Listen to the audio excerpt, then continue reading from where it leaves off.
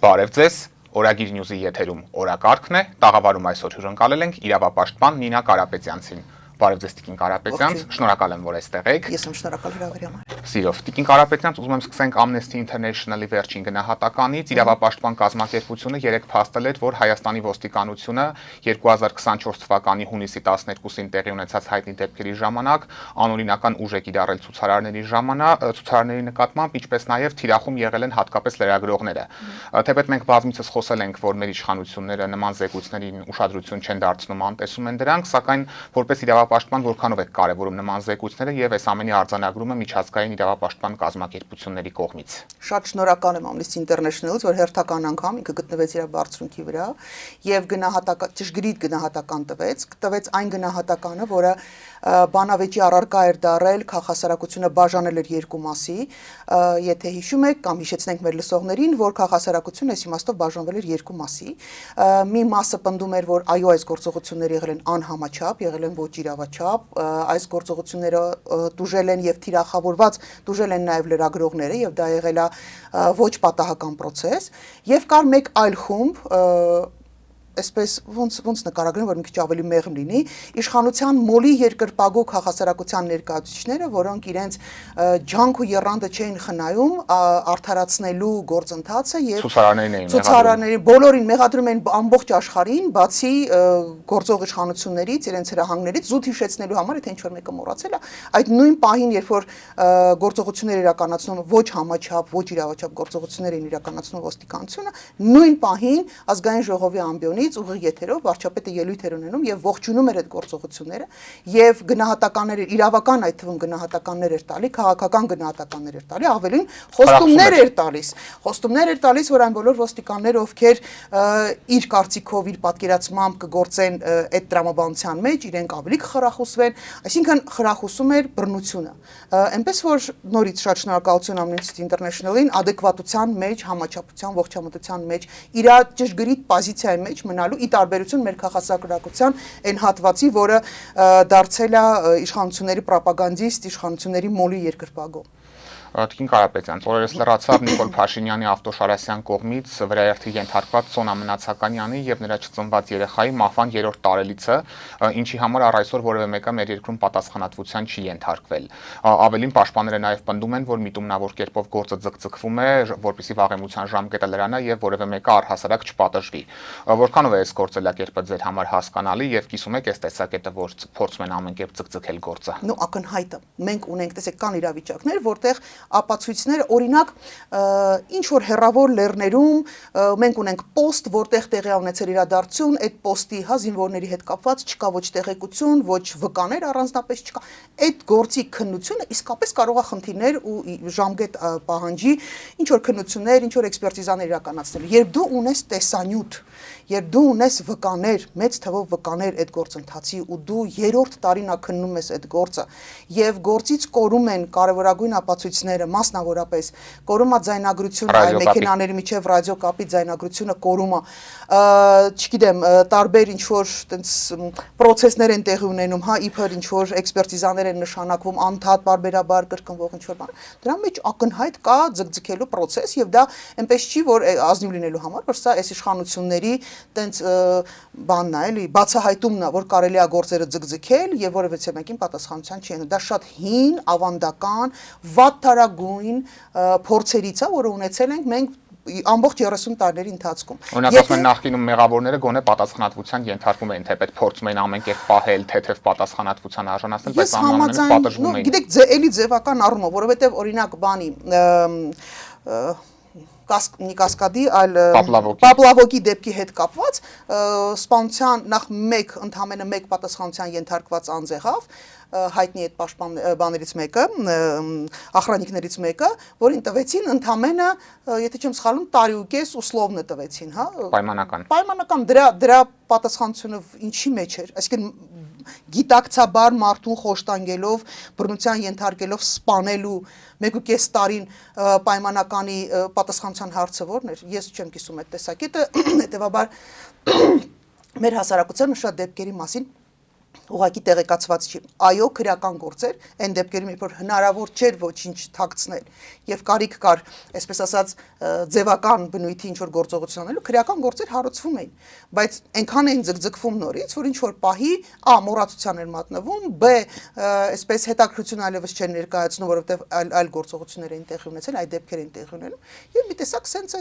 նորություն չի ես գործելակերպել։ Սա բացարձակ նորություն չի, սա հին փորձված մեթոդ է, եւ երբ ես ասում եի, որ տրամաբանությունը համակարգը պետք է մերժել, ոչ թե մեկ անձին էր պետք մերժել, այսինքն գաղափարը մեկ անձին մերժելու մեջ չէր, այլ համակարգը կոտրելու մեջ էր, որովհետև երբ որ կա հանցավոր համակարգ, իսկ արդարադատության ամբողջ համակարգը ներգրաված է եղել հանցավոր process-ների մեջ։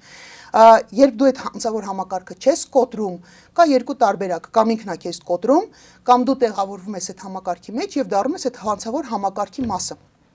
Չկոտրեցին, իսկապես չկոտրեցին, որովհետև վարչապետը միանձնյա ներումներ էր շնորհում, տենց բաներ էլի Հռոմի պապներ կամ չգիտեմ Հիսուս Քրիստոսի տեղ իրան դրած, ինքը որոշում էր, որ անհատական, ինքը օրինակ բանի Հունան Պողոսյանին ներում է շնորհում, օրինակ Օսիպյանին ներում էր շնորհում, օրինակ տարբեր պաշտոններ, Վանեցյանին օրինակ ներում էր շնորհել, բոլորին sense ներում շնորհելով գնում էր ասում էր, որ բոլորին Քրիստոսն այլ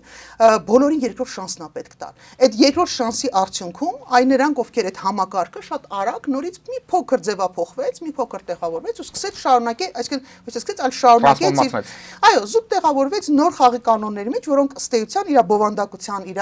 իմաստի, էության իմաստով չէր փոխվել բացարձակ։ Այնպես որ մեր հասարակությունը շատ լավ պիտի պատկերացնի ոչ մի փոփոխություն տեղի չունեցավ եւ հնարավոր չէր փոփոխություն, եթե դու չես կոտրում համակարգը։ Համակարգը այլևս կլանել է եւ շատ կոմֆորտ են զգում այս իշխանությունները, որովհետեւ եթե դու յուրայինները, քո իշխանության յուրայինները ու անունները կապ չունեն, իշխանության յուրայինները պաշտպանված են այդ համակարգի շնորհիվ, հետեւաբար իրանք շատ սիրում են այս համակարգը, իրենք խոնարհվում են այս համակարգի առաջ, իրենք տենց պաշտամունքի առարկա են դարձրել այս համակարգը, ամեն միջոցառման ժամանակ խորը շնորհակալություն են ասում, ավելին ասեմ, մեր վարչապետը պարբերաբար օրինակ ազգային անվտանգության ծառայության աշխատակիցների այդ միջոցառումներին գնում ասում որ երբեք չեն անցել մեր ազգային անվտանգության ծառայությունները այդ թույլատրելի կարմիր գծերը։ Այդ շենքում մարդիկ են գնդակահարվել անհիշելի ժամանակներից։ Ինչի մասին է խոսքը։ Այդ շենքը, այդ բովանդակությունը այդ կառույցի լուստրացիայի ու վեթինգի չի ենթարկվել։ Ինչ կարմիր գծեր, այդ ինչ գնահատականներ ես տալի, այդ ում անունից ես դու այդ գնահատականները տալի։ Երբեմնի ընդդիմադիր Նիկոլ Փաշինյանը։ Այո, երբեմնի ընդդիմադիր եւ ամեն ինչի դեմ պայքարող եւ համակարգը քննադատող Նիկոլ Փաշինյանը։ Նորից եմ ասում, ամբողջ խնդիրը վերադառնալով նաեւ Amnesty International-ի այդ հունիսի 12-ի գործողություններին, հա, ոստիկանության այս իշխանությունը եւ իշխանության բազմաթիվ այսպես կարկառուն դեմքեր իրանց խնդիրը նրա մեջ չէր, որ խնդիր կար երկրում, օրինակ, չգիտեմ, ոստիկանության անհամաչափ ուժ կար, բռնություն կար, խոշտանգում կար, հետապնդումներ կար։ Խնդիրը նրա մեջ էր, որ ինչ որ մեկը հրաման էր տալի ու իրանց նկատմամբ այդ process-ները իրականացվում էր։ Հիմա երբ որ այդ նույն հրամանները իրանք են տալիս, իրանք հաշտ են եւ ինչ որ մեկի նկատմամբ այդ նույն գործողությունը իրականացվում, իրանք հաշտ են դրա հետ։ Ամբողջ իրենց պայքարը ոչ թե երևույթի դեմ էր, այլ դա իրականացնողների գալիս են որովհետեւ ուրիշ ոչինչ չի հուշում։ Բոլոր նրանք, ովքեր հաշտ չեղան այդ մտքի հետ, որ այս իշխանությունը հեղափոխական ձևանալով եկավ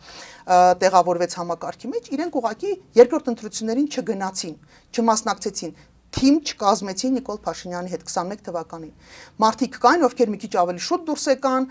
մարդիկ կային, որ 21-ից հետո դուրս եկան, բայց բոլոր նրանք, ովքեր հաշտ չէին, իրանք դուրս եկան։ Մնացածը հաշտ են, չաղ են, երջանիկ են, բախտավոր են։ Ամբողջությամբ կիսում են ոչ միայն բենեֆիտները, ոչ միայն այդ դրական կողմերը, այլ կիսում են նաև ամբողջությամբ կիսում են նաև պատասխանատվությունը։ Այդ թվում պատասխանատվությունը կիսում է նաև քաղաքասարակությունը։ Այն քաղաքասարակությունը, որը հետևողականորեն չի ուզում տեսնել են խնդիրները, որոնք տանում են մեր պետությունը։ Սա խնդիրը անձերի մեջ չի, բացարձակ էական չի։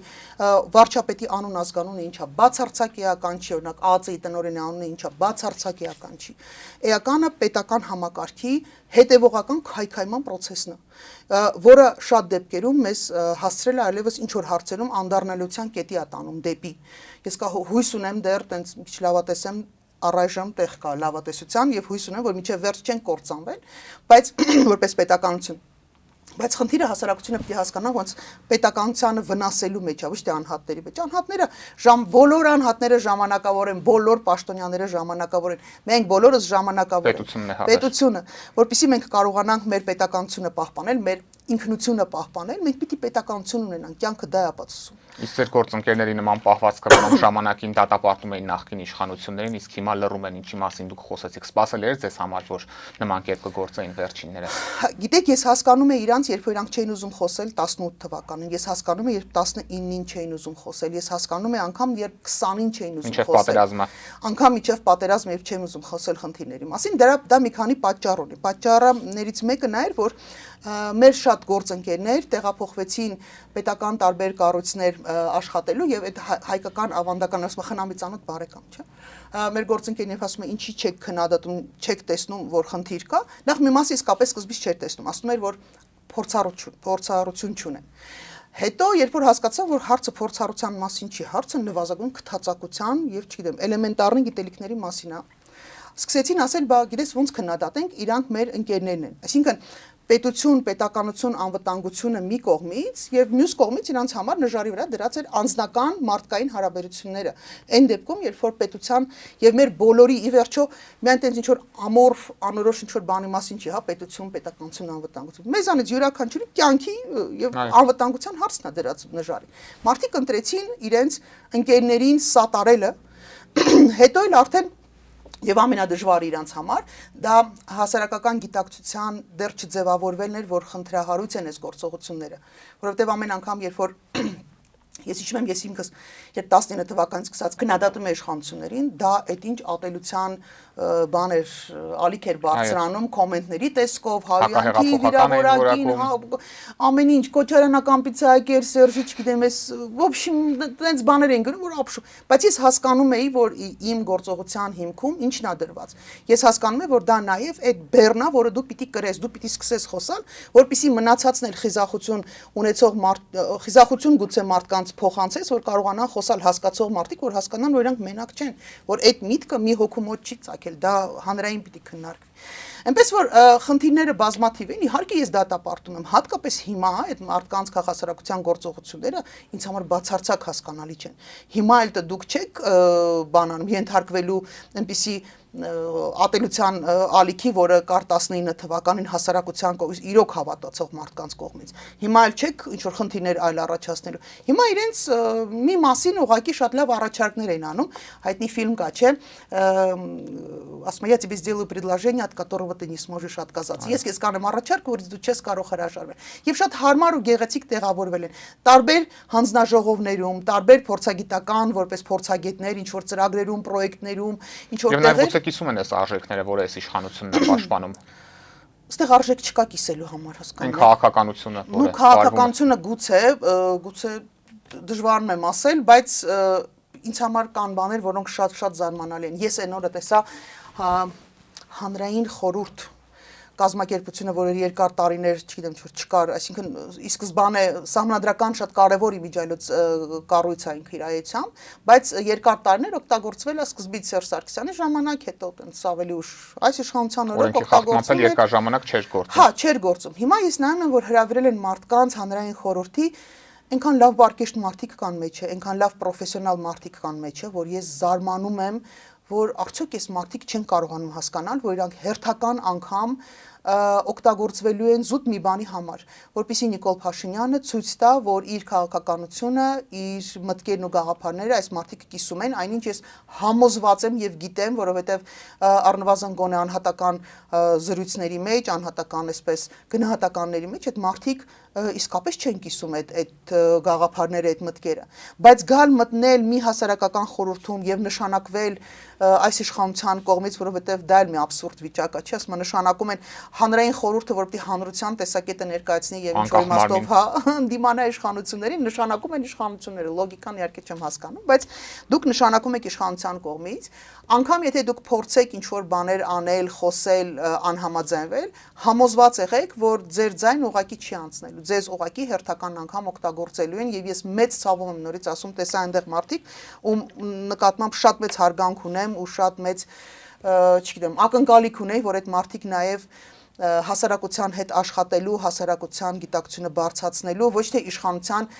ճակերտավոր գործողությունները լեգիտիմացնելու process-ին մասնակից կլինեն։ Այնպես որ, չգիտեմ, մենք բավականին դժվար ժամանակներ ենք ապրում։ Այստեղ ամենակարևորը երևի թե արժանապատվությունը չկորցնելն է, հա, մարդ մնալն է, որտեղ դա շատ կարևոր է, մեզ հետևողականորեն տանում են այդ ճանապարհով։ Մեր բոլոր չասեմ անգամ ազգային, չգիտեմ, մեր մարդկային արժեքները նվաստացնելու, մեզ ստորացնելու ճանապարհով են տանում, մեզ մարդկայինորեն հոգեբանորեն ոչնչացնելու ճանապարհով են տանում դարձնելու համար։ Հա, տպավորություն ստեղծելու, որ մենք ոչինչ չենք կարող անել, դա իրականությանը չի համապատասխանում։ Անշուշտ կան գործընթացներ, որոնք մեզ հետ փոխկապակցված չեն, որոնց վրա մենք ազդել շատ քիչ հնարավորություն ունենք, չգիտեմ, ասենք պրոհայկական Հռոմի պապ չենք կարող ընտրել։ Դա լավ կլներ իհարկե, բայց չի ստացվում։ Պրոհայկական ԱՄՆ նախագահ չենք կարող, շատ քիչ ինչ որ նվազագույն ինչ որ չնչին բաներ կարող ենք անել, բայց էական իմաստով հրյաները կարացան իրանց համայնքը օգտագործել, մենք չենք կարողանում։ Բայց ներքին հարցերը, ներքին գաղափարները ձևավորելու, ձևակերպելու մեր մոտեցումները ցույց տալու, աշխարհին ցույց տալու, որ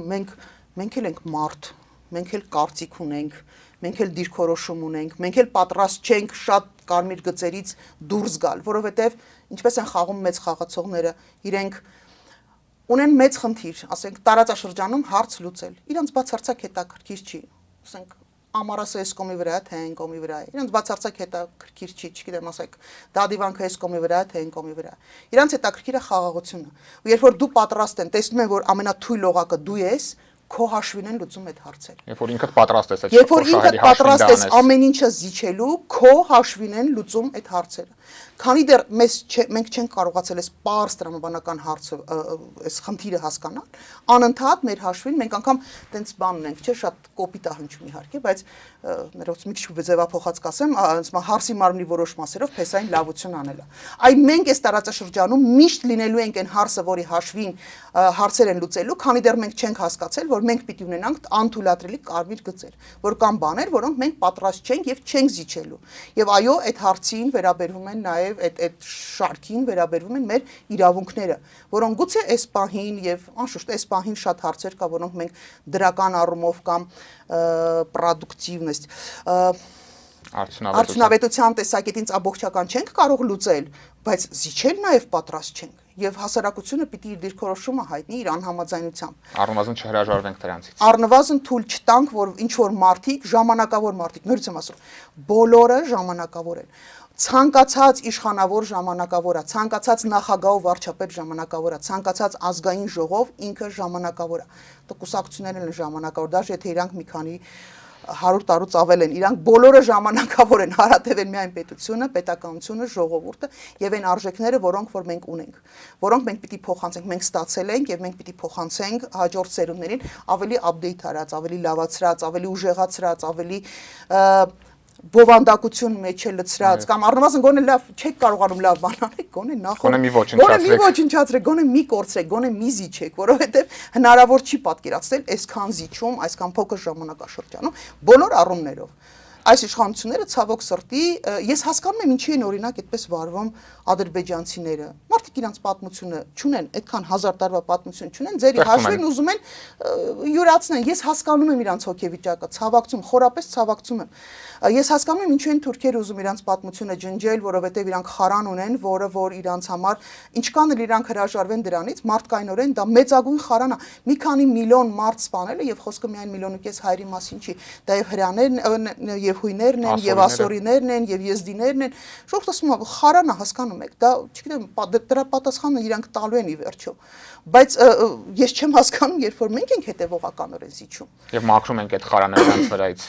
Ես ուրիշ բան ասեմ։ Ես կհասկանա, երբ որ այս զիջումների դիմաց մենք ստանայինք առարկայական, այն որ ասում եմ, я тебе сделаю предложение, от которого ты не сможешь отказаться։ Առարկայական, շոշափելի ինչ որ մի բան, ոչ թե վերացական, դե մեզ խոսք են տվել, որ մեզ տենց շատ չեն ծեծելու, ասենք այդ տրամաբանության մեջ, հա, բայց ասում եմ լեզուն, հետո կասի դե ներողություն, լեզուն կծել են, մատերն խաչ էին արել, դրա համար տենց խոսքից երաշխիք չկա, որ անգամ այսպես 10 րոպե հետո պատերազմ չի։ Եթե երաշխիք չկա, ուրեմն ջերմ բարևներ բոլորին, մենք դադարում ենք այդ process-ը։ Պետք է հրաժարվել այդ process-ից, ոչ թե բանակցելու process-ից է պետք, անշուշտ բանակցել պետք է, անշուշտ բոլորի հետ է պետք խոսել, բոլոր խաղացողների հետ է պետք խոսել, բայց այսպես հետևողականորեն հրաժարվել ոչինչի դիմաց, իհարկե ոչ, անշուշտ ոչ։ Դուք կուսակցություններին անդրադարձակ ձեր խոսքում, ես ուզում եմ նաև այս համատեքստում վերջին տիմընտրությունների մասին խոսենք, որոնց շուրջ ձեր տեսակետը իմանալու առիթ չենք ունեցել։ Ձեր դիտարկմամբ որքանով էին վերջին տիմընտրությունները համապատասխանում ժողովրդավարական արժեքներին, որոնք այսքան փառաբանում է մեր իշխանությունը, գոնե հայտարարությունների մակարդակում, եւ արդյունքները հատկապես Գյումրիում սպասելի էին ձեզ համար։ Այ դե եթե Դանիել Հովհաննիսյանը չի ասել, որ մեծագույն խախտումներ կային այս process-ներում, եկեք հավատանք Դանիել Հովհաննիսյանին, որտեվ ինքը տենց բոլոր հարցերի մեծագույն էքսպերտն է։ Ինչու այսպիսի արդյունք ունեցանք, որովհետև անխուսափելի էր այս իրավիճակը։ Հասարակությունը այլևս գնում է այս իշխանությունների մերժելու ճանապարհով։ Սա պատասխանն էր այն process-ներին, որոնք որ այսքան ժամանակ տեղի են ունենում։ Ես շատ ցավում եմ, որ գյումրեցիները հնարավորություն չտրվեց իրական առողջ երրորդ ուժը, ես գիտեմ, որ իմ գործընկերներն ինձանից շատ նեղացած են այդ առումով, որովհետև որպես երրորդ ալտերնատիվ ուժ ներկայացվում էր Եվրոդաշինքի հա ներկայացուցիչները, ես չեմ կիսում այդ տեսակետը եւ կարծում եմ հասարակությունն էլ շատ ճիշտ գնահատեց, որտեղ հնարավոր չի երկուշաբթի, երեքշաբթի, չորեքշաբթի պաշտպանել Նիկոլ Փաշինյանին, Երևանում կոալիցիա ձևավորել, օգնել այն տղան ինչ էր Տիգրան Ավինյանին օգնել, որպեսզի ինքը դառնա քաղաքապետ, հետո 5 շաբթի ուրբաթ շաբաթ որոշել, որ վայ մենք ասում ենք մենք պարզում ենք ահավոր ընդդիմադիր ուժ ենք ու տենց շատ խիստ բանենք ու պայքարելու ենք, հնարավոր չի։ Եթե ինչ-որ մարդիկ կան, ովքեր մտածում են, որ այս հասարակությունը հավի հիշողություն ունի կամ ակվարիումի գուպի հիշողություն, իրանք չարաչար սխալվում են։ Դա նվաստացնում է մեր ընտրողների, փորձառու ընտրողների։ Հասկանում եք, կան հասարակություններ, օրինակ, ոչ մեկին չեմ ուզում նեղացնել, բայց հետսովետական երկրներից կան բազմաթիվ երկրներ, որոնք չունեն այս անդադ հեղափոխություններ անելու, անդադ փոփոխություն, անդադ միտինգների մասնակցելու, նախ մեծ են չափերով, քանակով։ Մենք փուճուր ենք, հասկանում եք, մենք բոլորիս ճանաչում ենք։ Մենք բոլոր դերակատարների պահվածքը, ասում եմ, հայացքը, քայլվածքը, նայվածքը, ամեն ինչի մասին թե ունեցվածքը, եթե ուզում եք, ունեցվածքը մենք հիշում ենք։ Եվ եթե մտածում եք, որ հասարակությունը ծանր բեռի տակ նաև սկսել է այդպես շատ բաներ մոռանալ, հա գուցե ինչ որ դետալներ, որտեղ քանակը շատ է։ Այդ աբյումը, ծավալը շատ մեծ է, հետևաբար մարդիկ այո սկսում են ինչ-որ բաներ մոռանալ, բայց կներեք չեն կարողանում, չէ՞ մոռանալ, որ Երևանի քաղաքապետարանին ձեր ներկայությամբ պատվեցիք եւ հնարավորություն տվեցիք Ավինյանին ընտրվել, այսինքն Նիկոլ Փաշինյանին։ Իհարկե, մի երկու հոգի էլ դոկ կուսակցությունից կարողացան փախցնել, ու արդյունքում դուք օգնեցիք, որպեսզի Նիկոլ Փաշինյանը վերարտադրվի Երևանում։ Իսկ հասարակությունը այլևս չի ուզում իր վերարտադրությունը։ Հետևաբար նեղանալ ինձանից, որ ես ասում եմ, որ դուք ալտերնատիվա չեք, անտրամաբանական է։ Այն պահին, երբ որ միշտ ասել եմ, հասարակությանը առաջարկվեց առողջ, ողջամիտ ալտերնատիվա, այլընտրանք,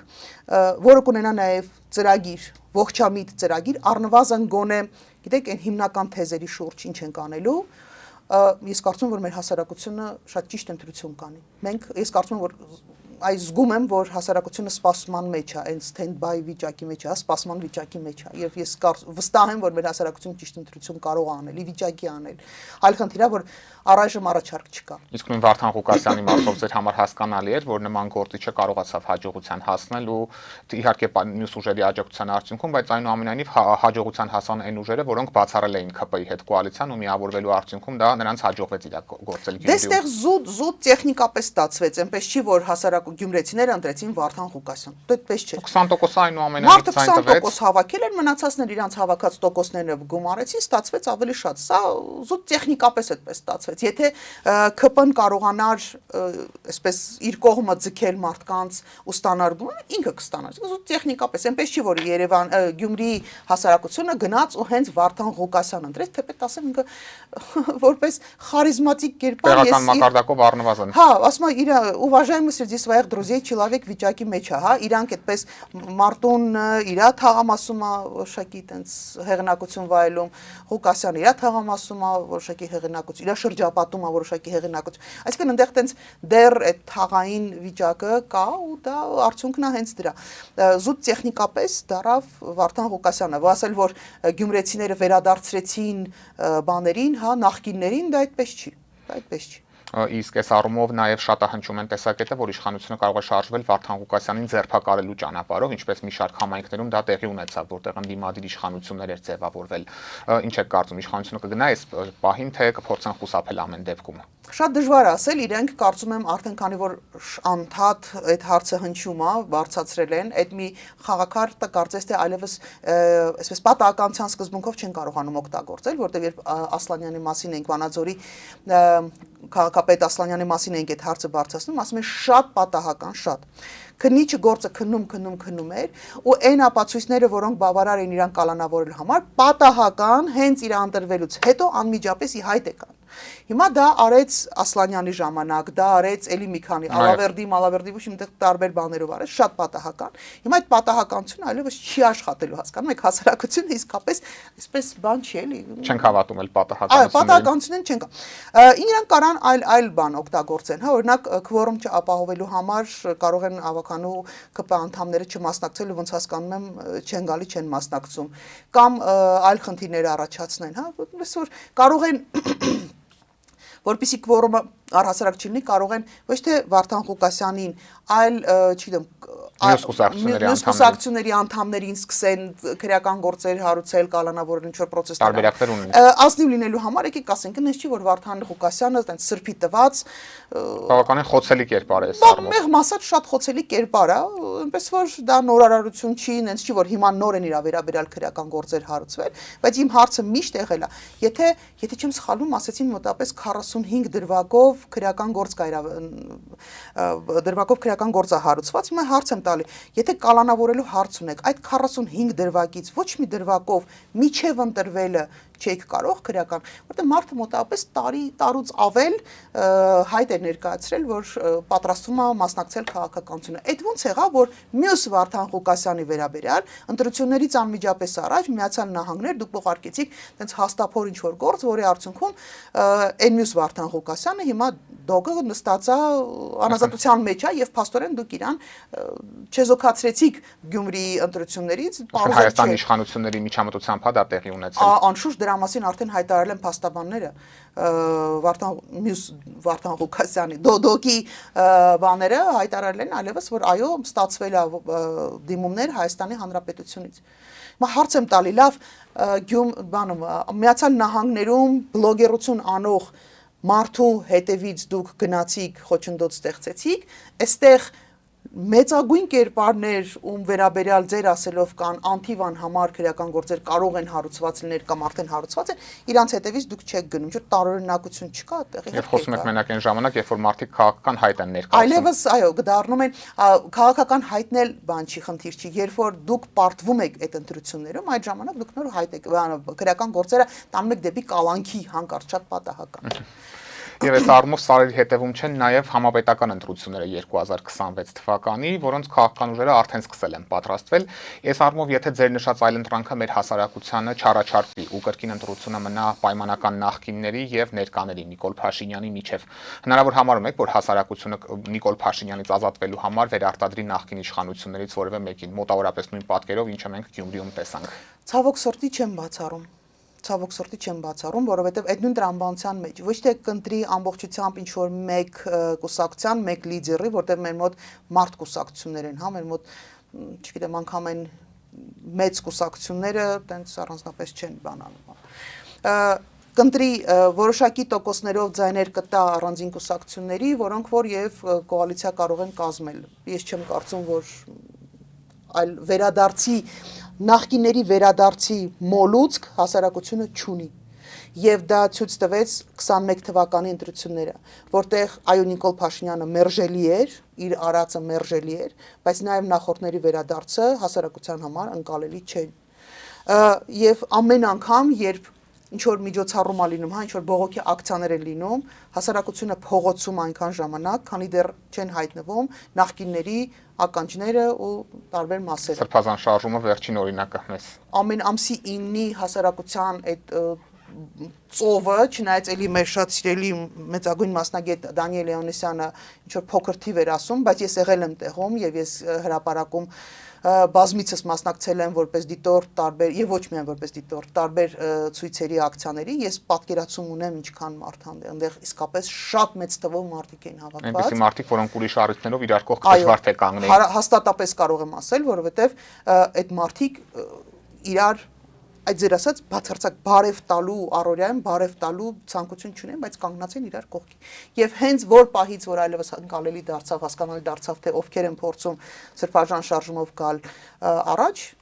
մարդիկ ուղղակի տուն գնացին։ Իսկ ընտրությունների արդյունքում այսինքն նախկինները հենց իրենց դեմքով կարող են վերադառնալ իշխանության, եթե նման իրավիճակ ստեղծվի, թե ասենք ինչ որ իրենց աջակցող ուժերի տեսքով Դա աջակցողներին են Թևանյան փորձեցին բերել ինչ որ մի պահ ոնց որ ակտիվացան, հետո նորից հասարակությունը չընկալեց, բացի այն իրանց ստաֆից, իրանց աշխատակազմից, մշտական, ես ամենայն հարգանքով եմ վերաբերվում բոլոր մարդկանց, բոլոր տեսակետներին, եթե դրանք անկեղծ են, եթե դրանց հիմքում հավատամքն է դրված, բայց եթե մարդիկ զուտ ասում են տենց աշխատակազմի տեսքով գործի նման գալիս են միտինգների, ես չեմ ընկալում այդ մարդկանց։ Տարբեր տեսքերով փորձել է գալ, ինչի մենակ բանը սրբազանը, էլի տարբեր տեսքով փորձել է, բայց չեմ կարծում։ Իրանք հիմա զգում եք ինչ բանում կրիզիսի մեջ են։ Ամեն մեկը ուզում է ինչ որ մեկը իր տղային է ուզում առաջ բրթի տենց բաներ, էլի թակավորական, պապական բաներ, աթոռեր պիտի հորից որդուն անցնի կամ չգիտեմ, այն մնացածը։ Ամեն մեկը իրանն է փորձում բրթել, բայց չի ստացում նորից։ Մենք շատ փոքր ցանցային հասարակություն ենք։ Մենք բոլորս բոլորից ճանաչում ենք։ Եթե բարեկամ չենք իրար հետ, մենք գոնե իրար հետ, չգիտեմ, լավ ընկերոջ ընկեր ենք։ Ու մենք շատ արագ կարողանում ենք հասկանալ ով ում հետ ինչ հարաբերությունների մեջ է ու ինչ անցյալ, ինչ ներկա եւ ինչ պատմությունների մեջով է անցել միջև այստեղ հասնել։ Այնպես որ բավականին դժվար է լինելու։ Բայց դե ոնց որ տեսնում եք, բանի Գյումրիի տարբերակով անհնարին չի։ Ցավոք սրտի։ Եվ Տիկին Կարապետյանց վերադառնալով նույն քրեական գործերին, մարտի 1-ի գործի մասով գլխավոր դատախազը օրերս հայտարարեց, որ առաջիկայում բացահայտումներ են լինելու այս կապակցությամբ, որոնք մեր հանրությանը կհետաքրքրեն։ Ձեր դիտարկմամբ այս գործում ինչ բացահայտումներ կարող են լինել եւ իսկապես կարող է այս գործը բացահայտվել, թե այստեղ հերթական անգամ ցանկալին է մատուցվում մեր հասարակությանը, որը չի լինելու։ Վարդապետյանին փոխանցեմ, ախր ասում այ Տիկին Վարդապետյան։ Հասկանում եք, որ մեզ պետք են ոչ թե սենսացիա, դուք դեղին մամուլի ներկայացուցիչ չեք, դուք գլխավոր դատախազ եք եւ հասարակությանը կերակրել սենսացիոն բացահայտումներով պետք չի։ Վերնագրերով։ Մեզ վերնագրեր պետք չեն, մեզ պետք է բուն գործողությունը, որը Նիկոլ Փաշինյանի թագավորության օրոք գլխավոր դերակատարներին մարտի 1-ի գործով նվիրել են արդարացում։ Այն ինչը որ չեղավ Սերժ Սարգսյանի ժամանակ, Սերժ Սարգսյանը, ասում եմ, մի հատ քրոնոլոգիան նորից։ Ռոբերտ Քոչարյանը մարտի 1-ի իրադարձությունները իրականացրեց, իր կարծիքով շատ օրինական որոշումներ, իմ համոզմամբ հանցավոր որոշումներ, իրականացրեց, որպեսզի փոխանցի իշխանությունը Սերժ Սարգսյանին, որպեսզի Սերժ Սարգսյանը դառնա հովանավորը եւ երաշխավորը բազմաթիվ գործերի չբացահայտման, մասնավորապես օրինակ հոկտեմբերի 27-ի, օրինակ կոռուպցիոն տարբեր գործերի, որպեսզի լինի մարդ, որը 100% քեզ պատասխանատվության չի ենթարկելու։ Այդ մարտի 1-ի ամբողջ պատմությունը դրա համար էր։ Հիմա Սերժ Սարգսյանը, որը որ ստացել էր իշխանությունը Ռոբերտ Քոչարյանից, անգամ իր ժամանակ այդ գործերը չտապալվեցին, հասկանում եք։ Անկամ Սերժ Սարգսյանի ժամանակ այդ գործերը մնացին ընթացքում, ինչ որ քննությունները, անշուշտ այնտեղ նաև հանցագործություններ են տեղի ունեցել, որտեղ ապացույցներ են կեղծվել, ապացույցներ են ոչնչացվել եւ դրա մասին խոսում էին արդեն 18 թվականից հետո։ Բայց անգամ Սերժ Սարգսյանի ժամանակ ոչ մեկին արդարացում չնվիրվեց։ Նիկոլ Փաշինյանի օրոք արդարացում նվիրեցին այդ ամբողջ process-ի մասնակիցներին։ Հետևաբար այդ ինչ բացահայտում պիտի նվիրեք, ասենք որ ինչ որ ինչ որ բան է, հա, ինչ որ փաստաթուղթ, ինչ որ տեղ, ինչ որ մի բան եղել է, դա ոչ մեկին հետաքրքիր չի։ Դուք տապալել եք մարտի 1-ը, իսկ ինչու էր կարևոր մարտի 1-ը։ Սա բան է, էլի տենց ինչ ասեմ, վերեշխնդրության հարց չի, սենց ասաղը պիտի պատժեք։ Դրա մասին չէր խոսքը։ Պետականության դեմ, սահմանադրական կարգի դեմ ուղղված գործողություններ են արվել։ Բանակ օգտագործվել այնտեղ, որտեղ պիտի չօգտագործվեր։ Խաղաղ ցուցարարի վրա վուպուր կրակել են, հրաման ա եղել կրակելու։ Եվ այս բոլոր process-ները կազմաքանդել են Հայաստանի Հանրապետության պետականության հիմքերը։ Այս գործը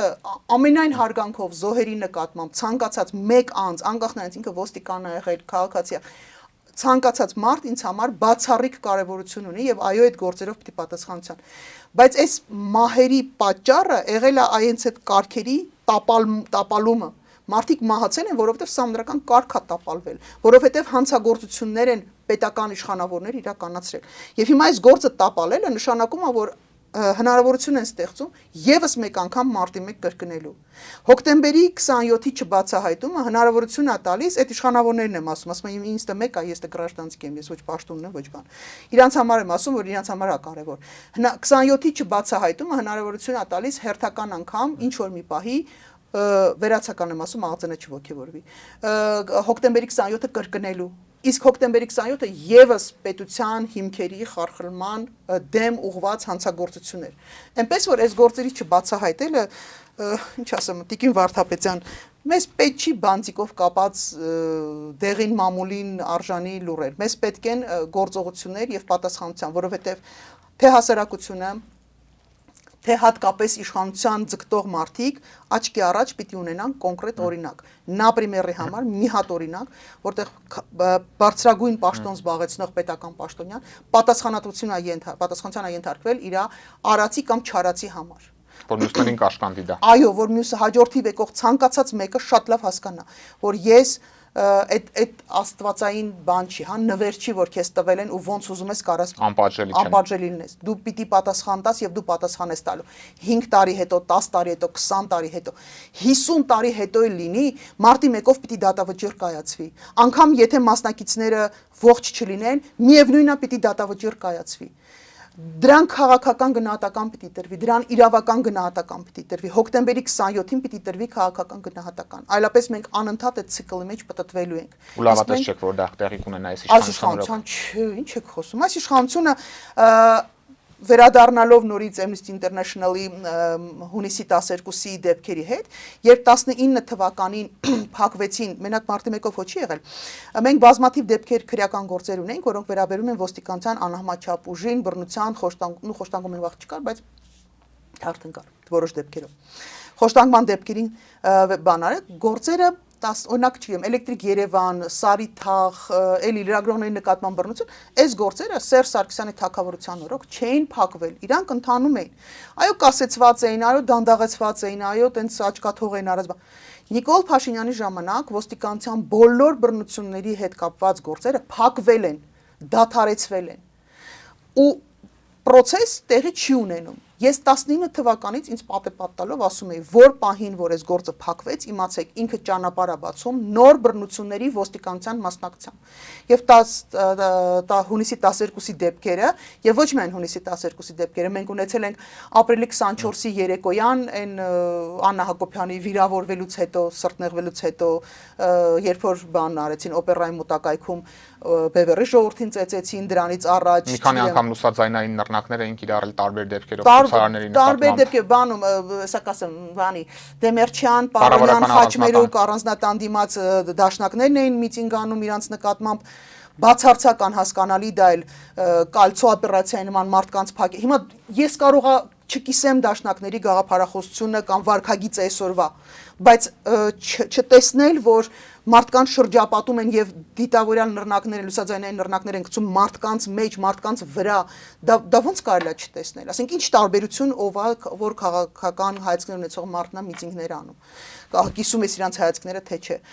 Այնպես որ այն ժամանակ ես դեռ ասում եի, որ եթե գործերը փակվեցին, դա նշանակում է, որ նոր գործեր են, նոր դեպքեր են ունենալու եւ այո, ես ճիշտ էի, Նիկոլ Փաշինյանը ու իրան նվիրյալ քաղաքասարակության ներկայացուցիչները սխալ որովհետև մենք ունենք այլևս փաստեր, որ ցավոք սրտի ունենք փաստեր, որոնք մենք պիտի չունենանք, որտեղ այս արդյունքում մարդիկ են վիրավորվել, այս արդյունքում խնդիրներ հաշմանդամություն ունեցող մարդիկ կան, եւ սա իրենց պատասխանատվության ներքո է, եւ իշխանությունների, եւ քաղաքասարակության այն ներկայացուցիչների, որոնք սկզբունքորեն սա չեն ուզում տեսնել։ Կին Կարապետյան, շնորհակալ եմ հետաքրքիր զրույցի համար։ Օրակարգն այսօր այսպիսին էր, այն ամփոփեցինք իրավապաշտպան Նինա Կարապետյանցի հետ կհանդիպենք։